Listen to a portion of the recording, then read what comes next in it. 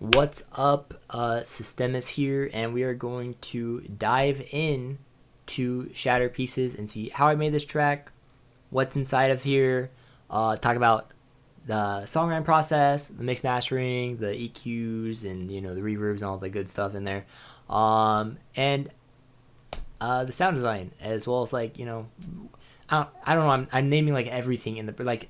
We're gonna look at everything in here, okay? So I don't need everything. We're gonna take a look at it all. So let's get into that. I wrote the track originally on my old computer, and I had to turn on the old computer. I had to hook it up and grab the project files and like zip everything. You see, it's like zipped into this thing over here, like all the samples zipped up with it. And a lot of my plugins didn't load. They corrupted. Like this project was completely cranked.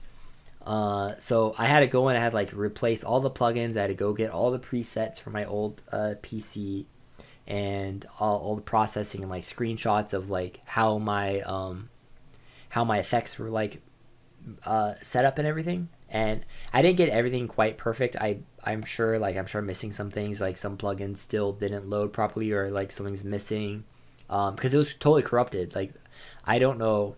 We're lucky we even have this project file because bad things happen to it. It's seen some rough days, but it's close enough. Like something's gonna be a little bit different, maybe an EQ or a delay is set a little bit differently, but for the most part, this is the track.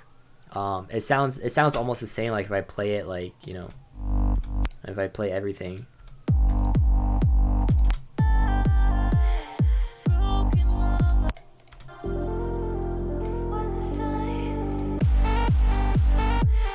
I mean, it sounds like the track. It's basically the track. Like, it's not that different. It's just like ever so slightly. It's not gonna be like a one-to-one perfect recreation. We're here. We're in the project file, and we're gonna break it down. So, you're still gonna learn how I made this track. It's gonna be basically the same. So, no big deal. And let's jump into it. So, before I talk about this track, production wise, I'll talk about like how this track came to be. I believe it was 2019, sometime October is when I got to open for Deadmau5 at his Cube show in Arizona. And that was where I met Sarah Yong, because we had talked online like intermittently, but I got to actually meet her because she was in Arizona at that show. So I met her up with her the day after, and went to her place, and we talked about track ideas. We talked about like what we're gonna do as far as the production for the track, and kind of brainstormed it. And over like the next year, because this track has been a long time coming. We had made the track a like progressive vocal track. It was like that classic prog sound with like the plucks and everything is super melodic. It's just a house track. It was a nice track. I mean, I like that track too, or that version of it. I don't know if it'll ever see the light of day, but it exists. It's on my computer somewhere.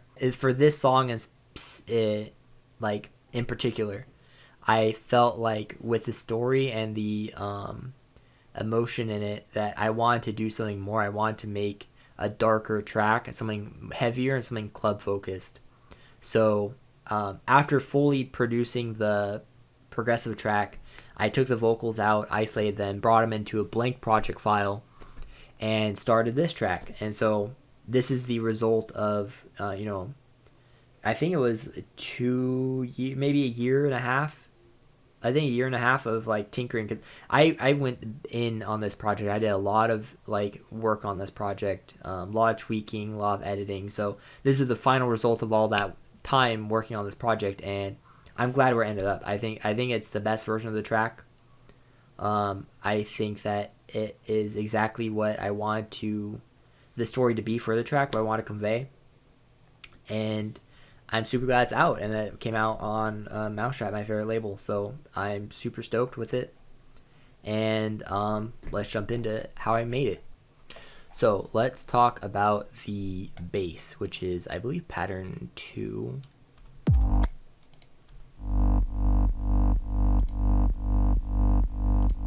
Yeah, so that's the bass. Let's look at the sound design, see what's going on in here. So we have it's really basic sound design. I didn't do like that much fancy stuff.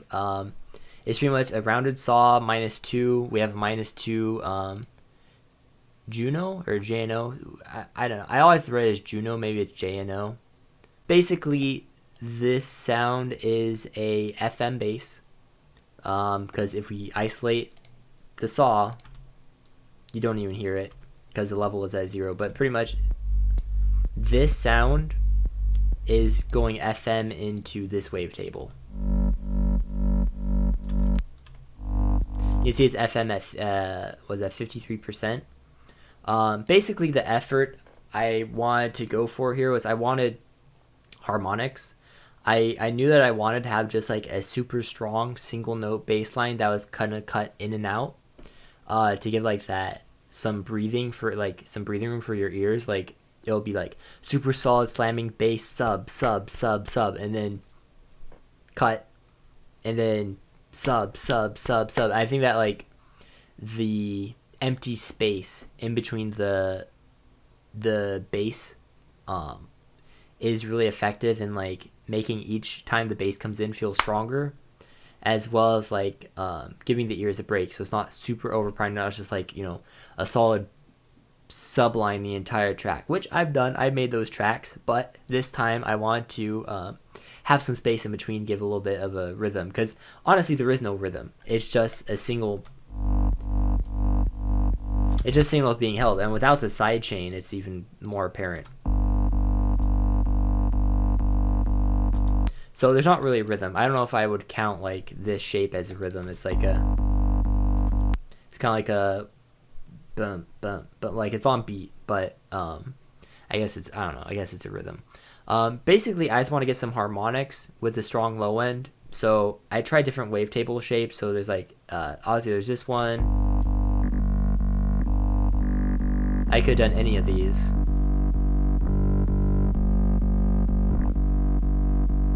This one sounds nice. But I went for this one.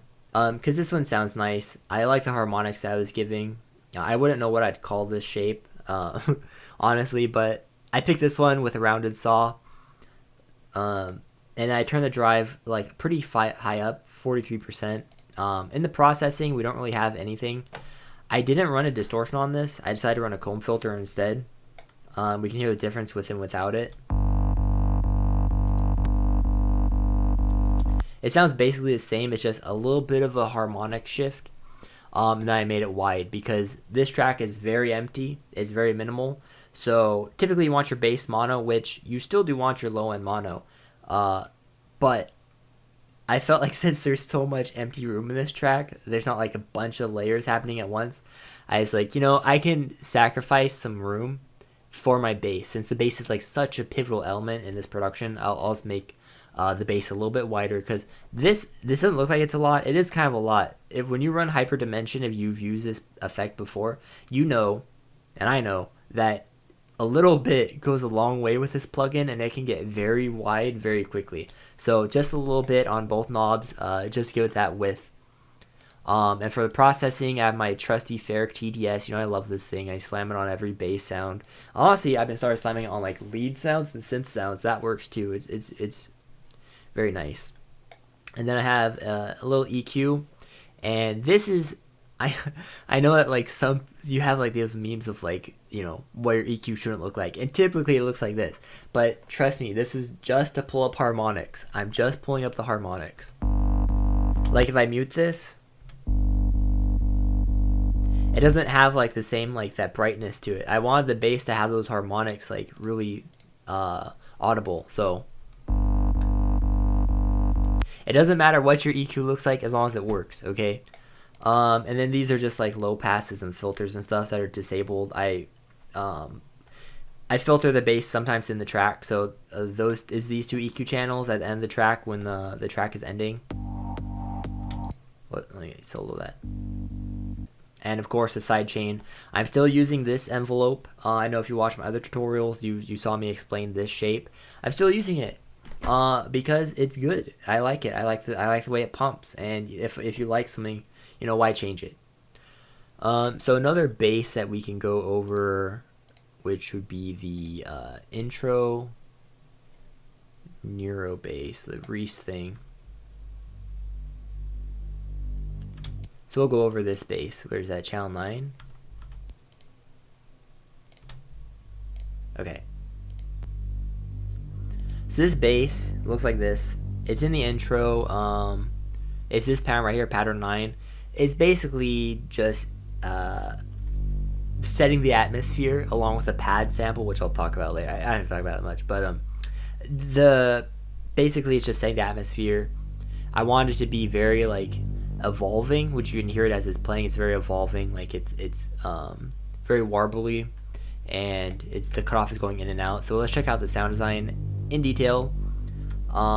Pretty much I have just a sawtooth, two sawtooths. One is 16 voices, one is single voice. They're being blended, they're mixed together, and I have the pitch of this one fine-tuned up 34, so a little bit off key. Like if I set this to 0 and played it,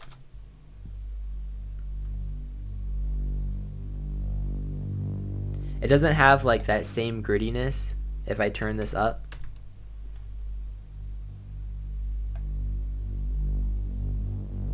hear how it warbles a little bit more. Like it has a little bit more movement to it because the waves don't line up perfectly. Like one's gonna be a little bit behind or like ahead because it's of the tuning. And then I have this LFO is on the cutoff of 1 hertz. It's off BPM, so it's not gonna cycle perfectly. It's just sliding the cutoff up and then sliding the cutoff down. You can see it going up and down there. Just so it kind of like opens up and closes again, so that gives it like that wave effect of like waves coming in and coming out. Just for some nice intro atmosphere. For the effects, I have just a tube distortion, super standard. I have a reverb on it. What I know you're not supposed to put reverb on basses, but whatever. It's the intro. It doesn't matter. I don't have like, it's not competing with really anything. I have like the vocal come in and like a pad sample, just like an atmosphere thing. So it doesn't matter. You can do whatever you want. So that's pretty much it. It's super simple. I just have a ferric on it, like usual. The EQ, which is the high pass, which is, it only comes in right when the track is about to drop. You can hear it's like it's getting high pass because I didn't want there to be sub right when the track is gonna drop. I want there to like the low end leaves a little bit, so that the drop hits harder. Okay, so let's check out the next bass sound, which is the chords. What is that, 5?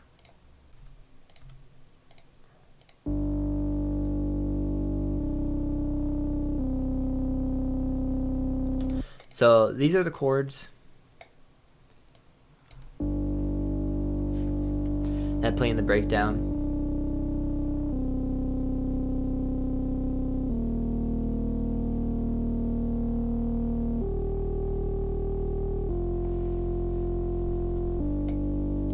And these are pretty far apart. You can see like this is a 4 and this is a 7. So like the notes are pretty far apart, but I like the way it sounded when you have like, cause sometimes you can play the notes and like say it's down a few octaves, like it's closer. That doesn't work. Up one's okay, but it doesn't work quite like the high notes work. Cause especially when you have so much distortion, you want to have a little bit of separation between the notes, just extra room, because the distortion is gonna make it, well, how it sounds, it's going to sound distorted. So you want to have a lot of separation, because the high notes getting distorted are a lot less cluttered in like the wavetable compared to like a low end getting cluttered. So basically the farther apart your notes are, the more distortion you can get out of them. So that's why I put them as far apart as possible. I could have gone up one too, but I didn't really like the way this sounded. So I only did 7, and let's look at the sound design. It's probably gonna be super simple because it's not a very super complicated sound. And what a surprise! So it's just a single sawtooth, -2. We have low pass 12 with cutoff at like 400 hertz. And I'm not even doing like anything fancy. It's literally nothing fancy. It's literally just a sawtooth. And we have a tube distortion. Like, it's at 100%. The drive is at 86%. We're slammed a ferric on it. And EQ is low passing it. Because contrary to the bass of the drop, I did not want the high-end information in this. I wanted it to feel subdued.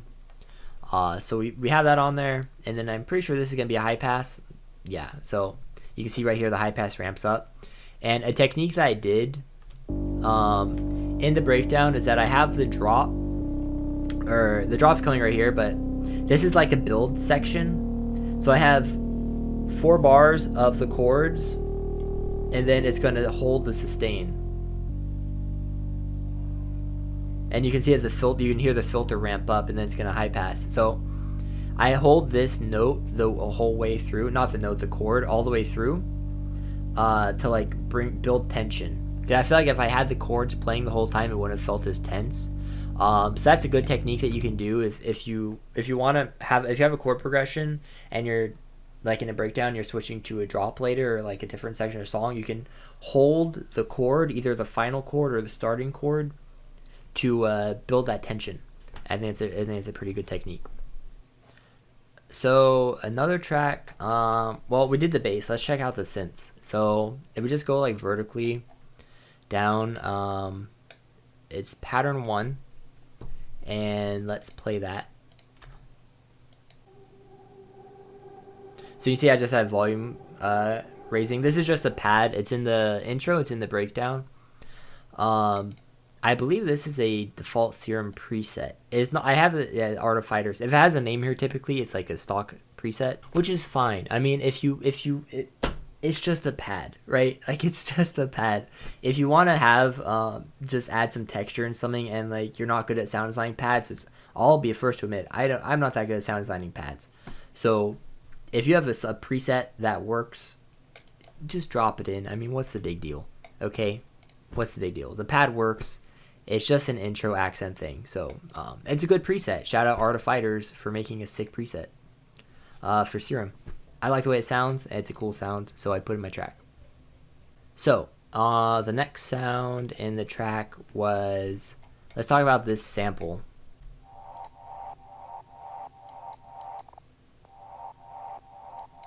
Okay, so this was a Vengeance preset, or not preset, sample. Vengeance Electronis 1 reverse 03, pitch down 100 cents, because it wasn't the right pitch. I needed to pitch it for the track. I wanted something to balance against the bass, and I felt like this was the perfect thing. Typically you wouldn't look in like a reverse, like an effect sample, like an FX sample, but I just took just a chunk of it in the middle where it was like ramping up, and I just looped it. I just chopped up that one section. Like if I spread this out, you can see that it has the full riser is here. It's basically like a synth riser, but I want just a section in the middle, so I chopped it and then I looped it.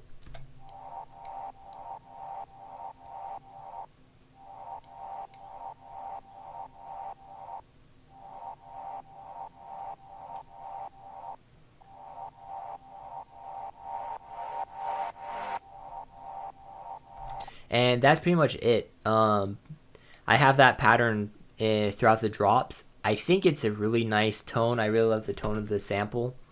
And especially when I pitched it to fit. And like when you hear it with the bass, I feel like the harmonics work so well together. I really want to add in that layer.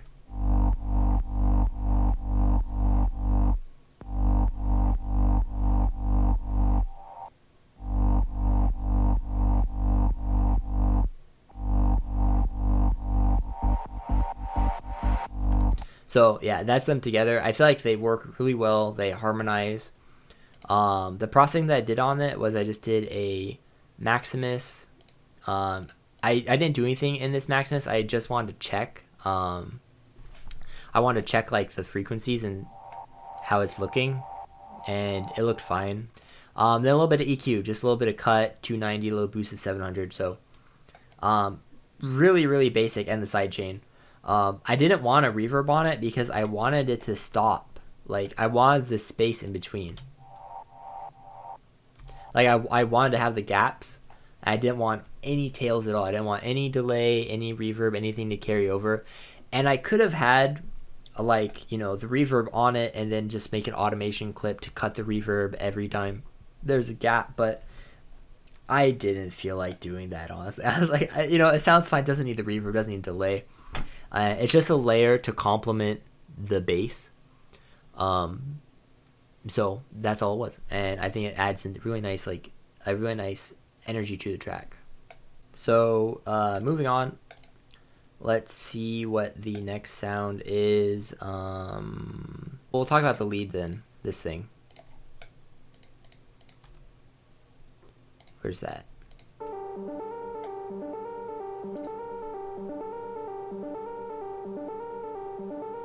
Now with all the filters off.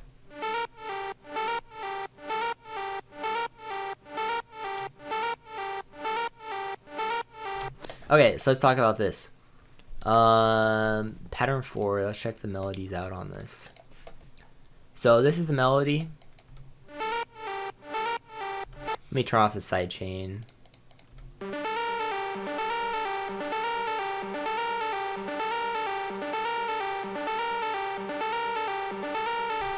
So it's a pretty cool melody. I like that it has like the two notes right next to each other because it adds that kind of I don't know music theory, so I can't say like what the technique is that it's doing, but it makes it sound a little bit more creepy or a little more energized. So I like having the notes right next to each other. It adds like just that kind of tense kind of feeling. Let's look at the sound design. So this is a modified default preset in Serum. It is the Veloharm bell sound. It's you can find in if you type in the browser, you type in Veloharm. So Veloharm was the start of this sound, and I modified the preset. I use Veloharm all the time. It's like one of the best like sine bellish sounds. If you ever want a bell, it uses the harmonic series. I added the other wavetables, I added the sub, I added the other oscillator, but Veloharm is this envelope right here is in the default preset, this shape, which is like one of the most like perfect bell shapes. So typically if I want a bell sound, I will start off of Veloharm as like my core, is like the bass, and then I will like modify the preset from there. So I opened Veloharm, I started from there, which would sound like this if I turn off the other wavetables and the distortion.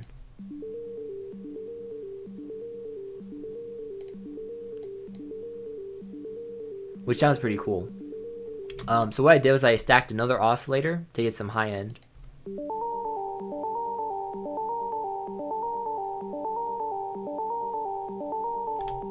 And then I added the sub oscillator, which is -4. It's super low, which you can't hear.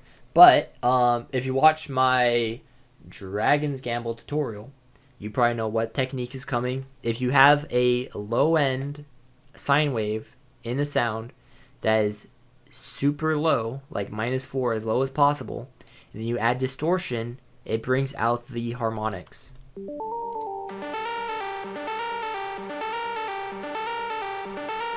Which you can hear if you turn off the subwave. It sounds like a Renaissance piano or something. It's super whack. But if you add the low harmonics, it totally like distorts it. It's crazy.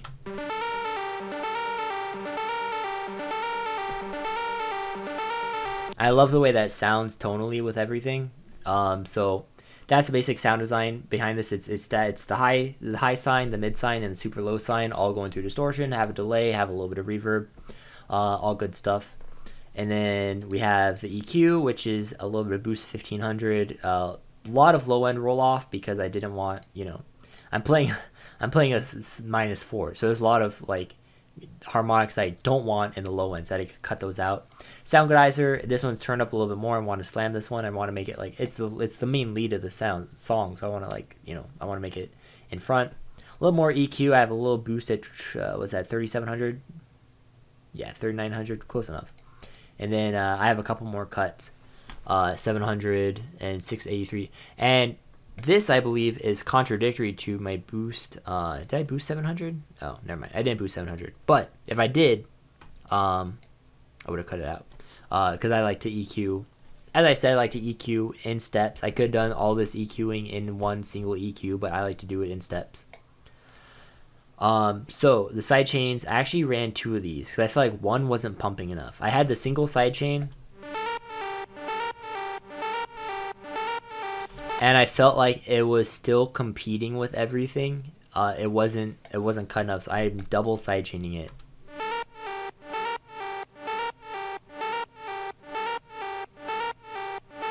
Which makes these lower notes here kind of impossible to hear.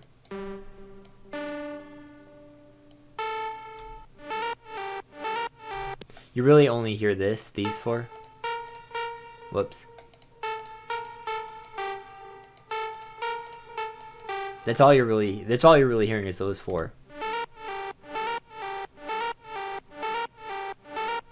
You don't really hear the first 2. But that's okay. For how the song was coming together, I didn't want to compete. It was competing with everything because the bass is super slammed, the lead is super slammed. This isn't slammed. This ambient pad sample thing, but everything else is slammed because I have the vocal chops going as well, and like the vocal chops were competing with it, and it was a lot of nonsense. I didn't like I could have done some like crazy EQing, but I was like, let me just sidechain it twice so it pumps more, and then like I don't have the competition. So that's basically the lead sound. Oh, something else I did here is I did the chopping that comes in. Whoops, why do I have that playing? It was not a glitch plugin. I don't know if people thought I might have had a glitch plugin on that part. I literally took the MIDI and just cut out every other little half section there, every little measure. I cut out the MIDI. I just literally chopped it up. Cause I don't know. I could have done a glitch plugin, but I feel like chopping up the MIDI. I feel like it is simpler. I didn't have to load a plugin, program it, try to get the glitch lined up. I could just, you can just slice the MIDI if you want to chop something. You don't have to use a glitch plugin. It does the same thing. Okay, the next sound we can talk about is the violins, which there's not much to talk about because it's violins and they all sound basically the same. I'm gonna say this isn't actually the all the sounds I transferred over. This one didn't actually transfer over. I use Labs because Labs is like super sweet for violin and like orchestral sounds because it's like really nice resampler. I know that in my other project file I had strings, the Labs strings extension. For some reason I don't have strings on my new computer because I wrote this track on my old computer. So I don't have the exact violin for this tutorial. However, if you want to download Labs and download strings, that's going to be the exact same violin that I used in my project. I don't have it, so for this tutorial, I just grabbed a different violin preset, which is almost the exact same. I mean, it's a violin, right? Like, how different do violins sound? Okay, so it's just Labs. It's just a violin preset in Labs. This is the chord that I'm playing, which is almost the exact same melody as the ARP, except I believe this note is in the ARP. Which I just didn't include in the chord. It felt a little bit too much with all of the notes, so I just did 4 of them. And then this chord is basically the ARP melody. So I just wanted to like add another layer, and I wanted to fit melodically with the ARP, and the easiest way to do that is to just literally make the notes of the ARP the chord. So that's what I did.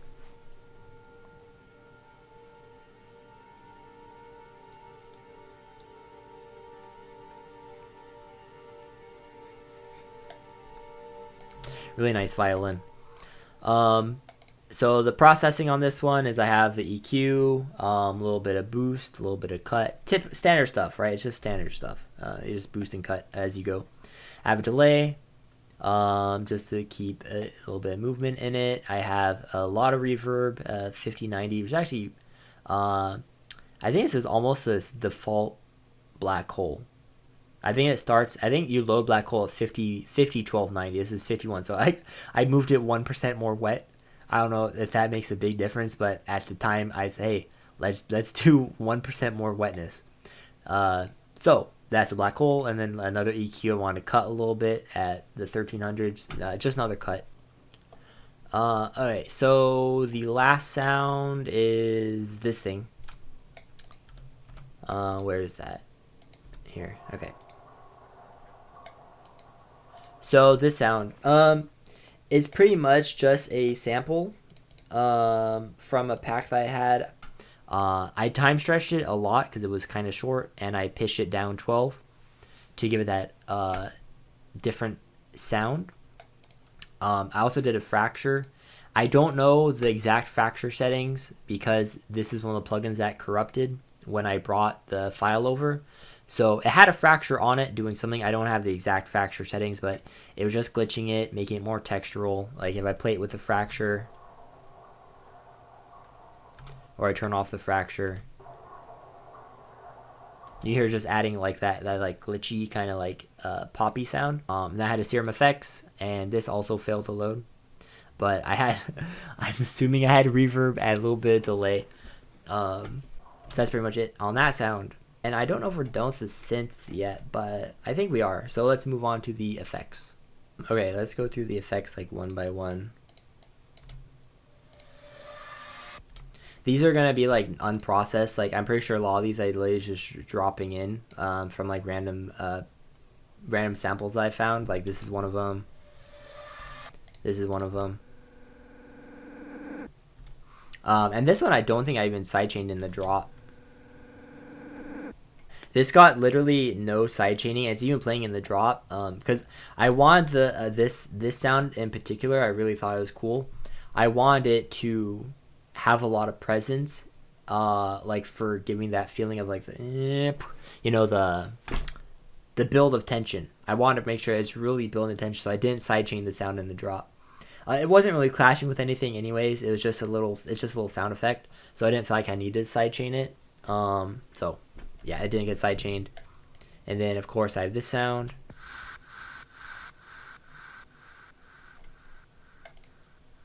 Which is just like a snap sound.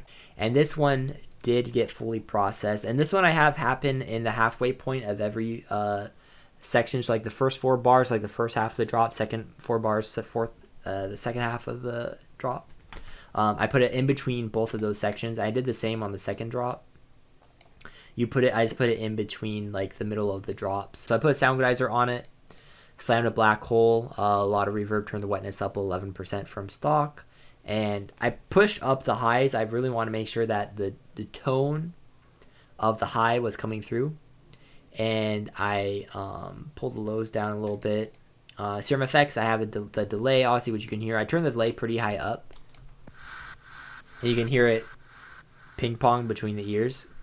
And I have the reverb as well, so pretty standard stuff there. Okay, so we got this big boom sound. It's just literally just an impact sound for as we move into the breakdown. Super straightforward. People use these all the time in production. Super standard technique. If you're gonna have a breakdown, you want to have like a big bass boom. Because it sounds good on club speakers. So going in the breakdown, I just put one of those, and then moving into the build out of the breakdown, I put another one, and I think I put one at the end of the track as well, which is, yeah, I put one at the end as well. And then I had this outro sound. This sound in particular had some processing on it that isn't here. I don't know what happened to it. I know that it had like a high pass. I know that it had like a little bit of delay, a little bit of reverb. They're just straight up not even in this channel, so I don't know what happened to them. Like, usually when this project had corrupted, and so it would say like plugin failed load, plugin failed load, plugin failed load. But this one literally didn't even say anything. There's literally just no plugins on this channel, so I don't know what happened there. But I know that this had some effects on it. I just don't know what they were. And then I have a riser. which again didn't get any processing. Oh, I had the, well, that's layer with the voice. That's not what it's supposed to sound like. Then I had a second riser. Okay, so for the drums, it's gonna be super simple because I had like two sounds. I have the kick, and you can hear the kick is pretty. It's pretty slamming. I want to make sure this kick was loud, because that's all I had. All I have is a kick. I want to make it super minimal, and what is more minimal than really just having just a kick? Like in the first drop, I have only the kick, which we do have the clap in the second half, but I'll talk about that clap because it's not traditional clap that happens on the offbeat, the 2 and the 4. So I just have the kick, and I don't think I processed it very much. This is just a low pass. It's not doing anything. This is a Maximus. I just want to make sure the highs were turned off. I want to compress the mid a little bit. I didn't compress the low end at all. This is just a trick that I do, like make the transient not so apparent. Is you can like isolate the frequency with these bands, so you can separate the low with band 1, and then with the second band, you can, which is gonna be the inverse of this. Like, so it's a little bit tricky. But the way Maximus works is that the first band, the red, is gonna be the low, and then the yellow at the end, touching from the end, is gonna be the high. Everything in between is your mid. The mid is not shown, but everything in between is gonna be your mid. So you isolate the mid with your two bands, and then you can pull down the transient of it with this graph right here. So all I was doing was I was pulling down the transient of the kick in the middle. I didn't want to affect the low transient. See, low transient is still super high. I just want to pull down the mid transient because it's a little bit piercing, so I just want to pull down a little bit. But I didn't want to lose any power, so yeah, that's what I did. And that's the kick, super standard. For the clap,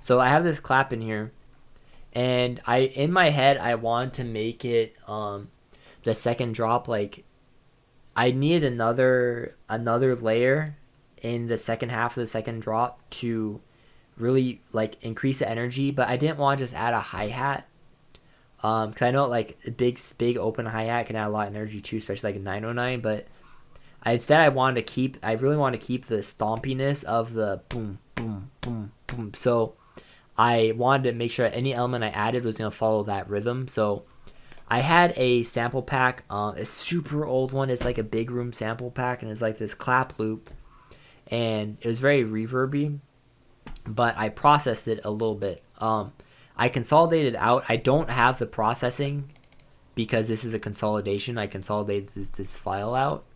So what I processed it, and I basically consolidated, and I have the new file. So I don't know what processing I did to this clap, but I changed it to sound like this. And then let me mute this top layer. That's what I had initially, and then what I did was I had this top layer is actually the reverse of that sound.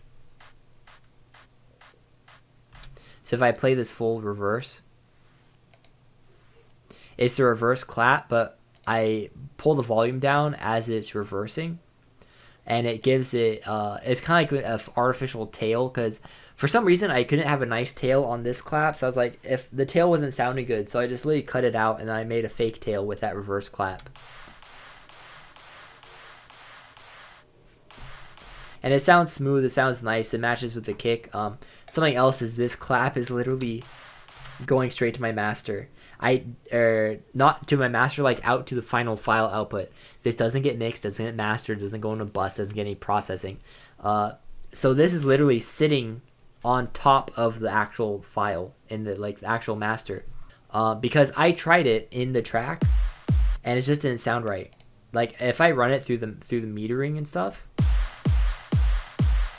it's way too harsh. So I figured I can just control the volume better and like the processing if I just route it directly out. And I don't even touch the volume. The volume was pretty good like as it was. So I feel like having the clap outside of all the compression and mastering and like mixing all the sounds together, it makes the transient a lot sharper, and it sits a little bit on top of the mix. It makes it very prominent. So even though you have all the synth and the sounds and the bass and everything, the clap still comes through clearly because it's outside of all that processing.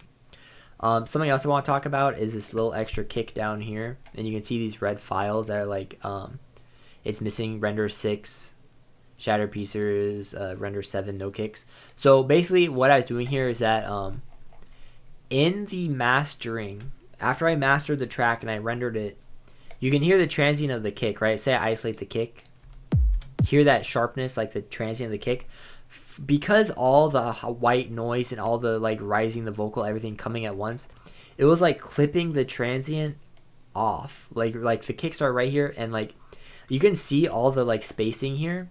If I highlight these, you can see like they don't actually touch this line right here, because I was pulling the sounds back like milliseconds because I didn't want anything to clip with the kick transient. But for some reason, like I couldn't pull them back far enough and make the kick transient not affected. I tried to pull back the sounds, but it wasn't working. And if I pulled them back too far, then the gap was noticeable, and it would work for the kick. But like I just couldn't find the balance point of like, I feel like either the gap was noticeable or the kick transient was killed. So I had to adjust it a lot, and it wasn't working. So I rendered it like this with the first kick missing, and then I dropped the file in, and then I re-added the kick on top of it, just like the clap. The clap was added over secondary, and that intro pad, I added the clap or the first kick out of the mastering chain, and then I volume balanced it to fit, like so it matches. So the first kick sits on top of the project file of the drop, and it makes it hit a lot harder. The transient is there. The transient doesn't get destroyed. So that was a technique that I did. I don't know if it's a super common problem of like kick transients getting crushed. I don't know if like tonally the kick I picked with all the sounds that I was having, like they just were clashing with each other. But if you ever run into that problem, I'd recommend taking the first kick out, and then when you mix and master your song, drop the file back into your DAW, and then put a kick in it, the kick back in it, so that you don't kill your transient. So that's something that I did. And let's talk about the vocals. So now that we've covered everything else, let's finally move to the vocals, which they're the first thing I put in the track. I probably should have talked about them first, but I don't know. I didn't talk about them first. So the basic story of this track is like a love that falls apart. So like in the first verse, the lyrics are talking about how like the love is going good and the feelings are strong and the relationship is growing. In the second verse, like fractures start to appear, like the relationship starts to have some problems, but they want to like hold on and like try to make the relationship work. And then by the third verse, it's just completely donezo, and everything gets cranked, and so they like break up. Basically, they're just saying that like there's no hope left for the relationship. So I thought it was a good story that she wrote. So I wanted to try to convey that in the production. That's why I try to make the second drop like more hardcore with like the synth and like the claps. I want to make like more energy, like the intensity of like the breakup. Whereas the first drop is a lot more. I mean, the first drop hits too, but it's not like as intense of a hit. So I definitely want to make sure like the energy was like backloaded in the track, so the second drop hits really hard, and then like there's ad libs and stuff. So in regards to like the processing of the vocal, I knew that I wanted to have auto-tune on it because I wanted a very futuristic sound. I wanted it to be very modern, and I always liked the way auto-tune sounds. No, that's might be polarizing opinion, but I really like auto-tune. I think it sounds really cool. I've never had a chance to use auto-tune before because I never worked with I've never made a track like this before. So I said, you know what? I'm trying something new production-wise, keeping it super minimal. Let me add on some auto-tune and just mess with it and see what happens. I did different amounts of auto-tune. You can see that the vocals chopped up all throughout. It's because I'm using different amounts of auto tune. Like sometimes I rendered the full volume, the full stem of vocals in like 100% auto tune, 75%, 50%, 35%. So I rendered different amounts of auto tune at different breakpoints, and then I mix and match the vocal, like to decide how much auto tune I want, like set in each phrase. Because some words, like since I'm doing it just for the aesthetic, I could mix and match. It's not like I needed to pitch correct the vocals. I just needed to, I just want the flavor of the autotune. So I could mix and match like how much autotune I wanted throughout the track. So I just chopped different amounts of autotune up into the vocals, and like, because obviously some words sound better than others with autotune. It's kind of a finicky effect. So I was able to mix and match the autotune. Something else I did for the vocal in this first part here is I'll play it if I can isolate the vocal. I think it's I think it's these four. All the shattered pieces. I have the vocal hard stop right when the drop hits because I feel like that was a very impactful moment. She could have fully said shattered pieces and then I have it like delay out, but I feel like it'd be more impactful with just a hard chop. That's kind of the theme of this song, is like there's a lot of hard chops everywhere. In regards to the chops, I'll play the bass with this. I want the chops like to like squeeze in between the basses, or like where the bass is playing. So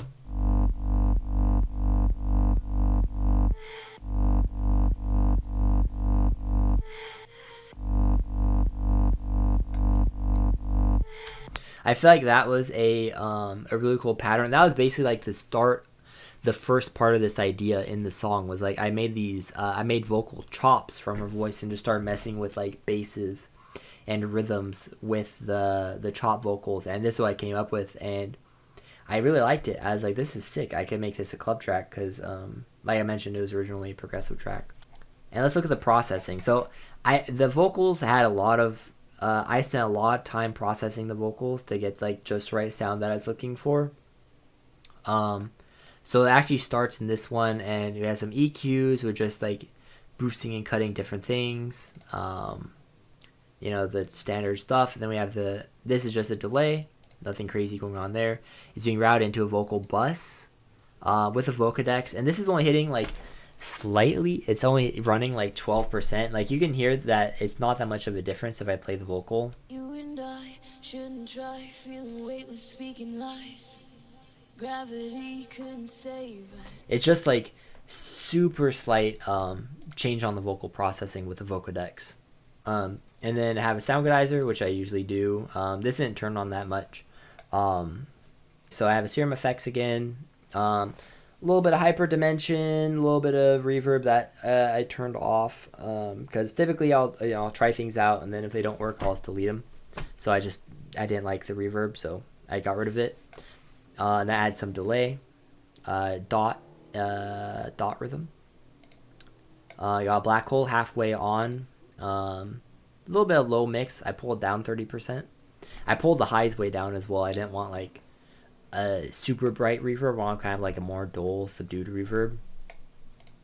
No big deal. A little bit more EQing. A little bit of Maximus. This is just for like compressing and de-essing. Like you and I shouldn't try. You can see that the S's, the S sound notoriously is a lot louder in the high end, so you just want to like cap your S's a little bit so they're not like super bright. They're just a little bit more quiet. And then third processing route, a little more EQing, more carving, adjusting things. I have a serum effects and a black hole. That's just a delay and a reverb again. And these are just at the end of her singing Shattered Pieces. They turn on. Shattered pieces.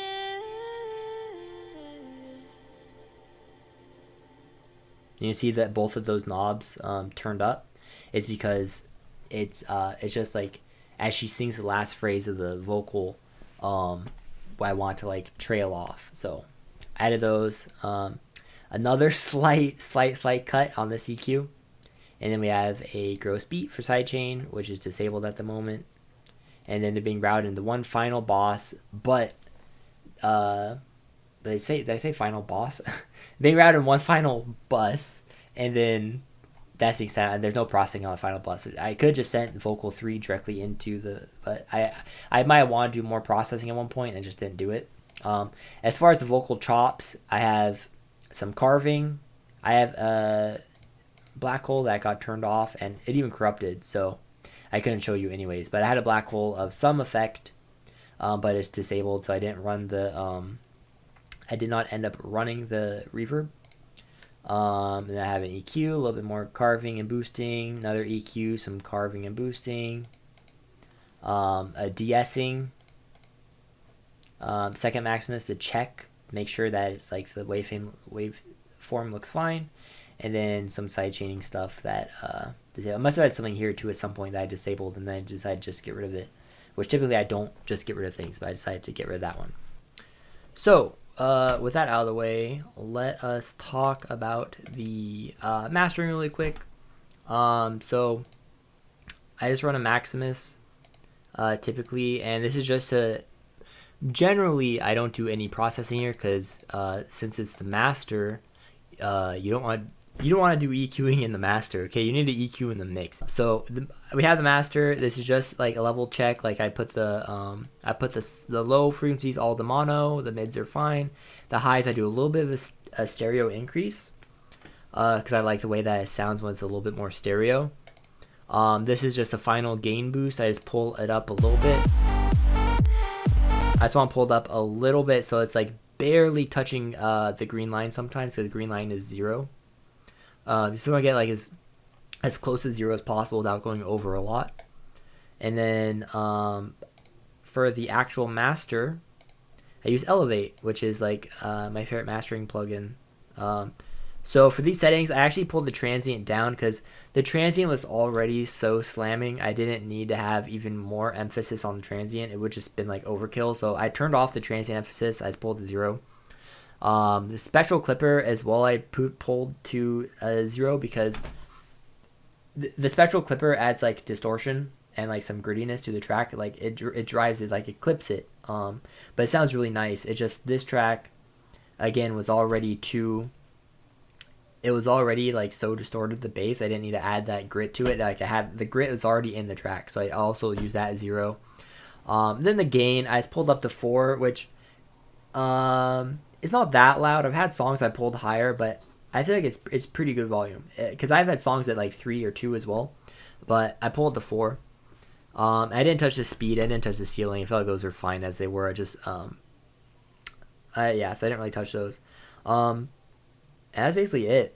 Like super quick mix and master. Typically the master is always pretty quick because if your mix is solid and you don't have like everything is like compressed and balanced, like sometimes when you slam a track, like say it's at like, you know, wherever the starting point is 0 and I pulled up to 4.